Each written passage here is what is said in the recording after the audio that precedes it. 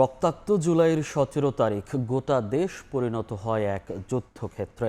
এদিন বিভিন্ন শিক্ষা প্রতিষ্ঠান ও বিশ্ববিদ্যালয়ের হলগুলো বন্ধ করে আন্দোলন দমানোর চেষ্টা করে সরকার ও তার পেটোয়া বাহিনী। পাশাপাশি চলতে থাকে সরকারের হুমকি এবং পুলিশি হামলা। এর মধ্যেই পরদিন সারা দেশে কমপ্লিট শাটডাউনের ঘোষণা দেয় বৈষম্য বিরোধী ছাত্র আন্দোলন। এদিন মানুষের শান্তিপূর্ণ প্রতিবাদের অধিকার নিশ্চিত করতে সরকারের সহায়তা করা উচিত ছিল বলে মন্তব্য করেন জাতিসংঘ মহাসচিবের মুখপাত্র। কি ঘটেছিল রক্তাক্ত জুলাইয়ের উত্তপ্ত এই দিনে, বিস্তারিত মাইমুনা হায়দার চৌধুরীর রিপোর্টে।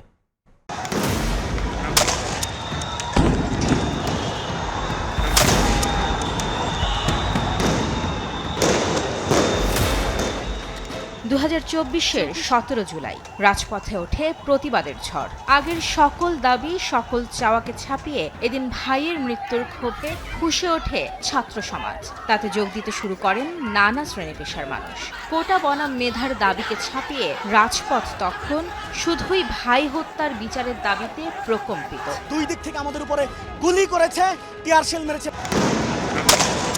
এদিন সকালে রাজনীতি মুক্ত ঘোষণা করা হয় ঢাকা বিশ্ববিদ্যালয় সহ দেশের বিভিন্ন বিশ্ববিদ্যালয়কে। কয়েক দফা হামলা পাল্টা হামলার পর ছাত্রলীগের নেতাকর্মীদের বিভিন্ন ক্যাম্পাস থেকে বিতাড়িত করেন শিক্ষার্থীরা। আজকে হল থেকে যারা এই ছাত্রলীগের সন্ত্রাসী তাদের কবরমুক্ত করে হলটাকে আমাদের ক্যাম্পাসকে আমাদের সেভ করতে হবে। শুরুটা হয়েছিল রোকেয়া হল থেকে এবং মুহসিন হল থেকে এবং আস্তে আস্তে সমস্ত হলে ছড়িয়ে পড়ে।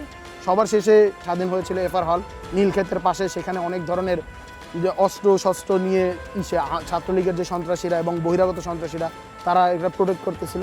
তো ওই সময়টা আসলে মনে হয়েছিল যখন হলে ঢুকি এবং হলটা আমরা যখন জানি যে ক্যাম্পাস সন্ত্রাসী মুক্ত, খুবই সজীব এবং খুব স্মুথ মনে হচ্ছিল, যেন দম ভরে নিঃশ্বাস নিতে পারছিলাম। কিন্তু তো সেই সময়টা আসলে বেশি দূর আগায় না। এদিকে আন্দোলন দমাতে ঢাকা বিশ্ববিদ্যালয় উপাচার্যের বাসভবনে কয়েক দফা সিন্ডিকেট বৈঠক শেষে অনির্দিষ্টকালের জন্য বন্ধ ঘোষণা করা হয় বিশ্ববিদ্যালয়। সন্ধ্যা 6টার মধ্যে হল ত্যাগের সময়সীমা বেঁধে দেয় বিশ্ববিদ্যালয় কর্তৃপক্ষ।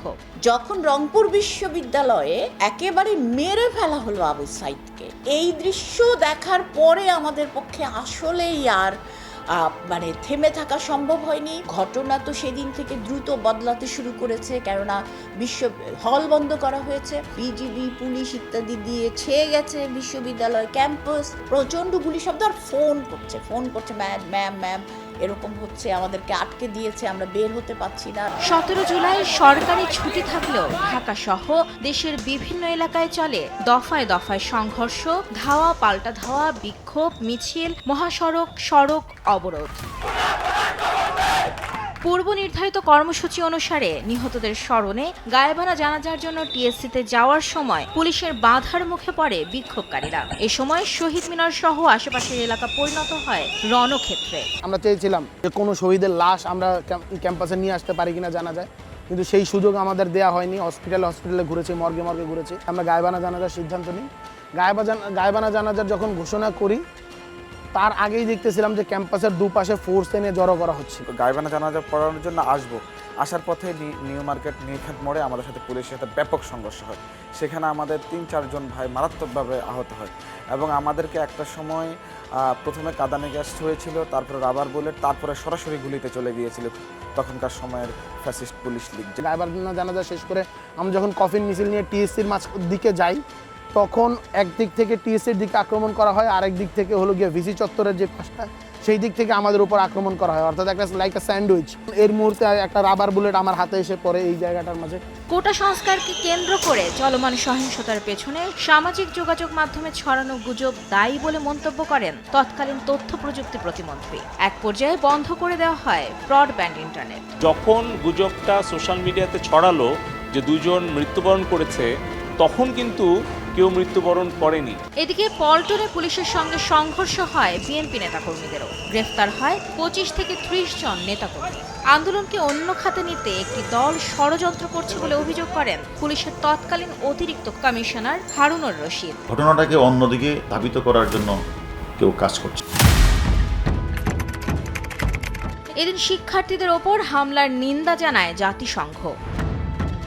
সন্ধ্যায় জাতির উদ্দেশ্যে দেওয়া ভাষণে কোটা বিরোধীদের আন্দোলনে সন্ত্রাসী কার্যক্রম কারা ঘটিয়েছে তা তদন্ত করে বের করা হবে বলে ঘোষণা দেন শেখ হাসিনা। কারা কোন উদ্দেশ্যে দেশকে একটি অরাজক পরিস্থিতির দিকে ঠেলে দিল তা তদন্ত করে বের করা হবে। সারাদিন চলমান ধাওয়া পাল্টা ধাওয়া সংঘর্ষ শেষে পরদিন 18 জুলাই সারা দেশে কমপ্লিট শাটডাউনের ঘোষণা দেয় বৈষম্য বিরোধী ছাত্র আন্দোলন।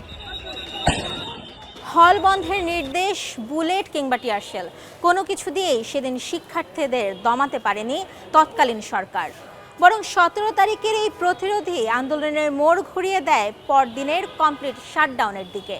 মাইমুনা হায়দার চৌধুরী, সময় সংবাদ, ঢাকা।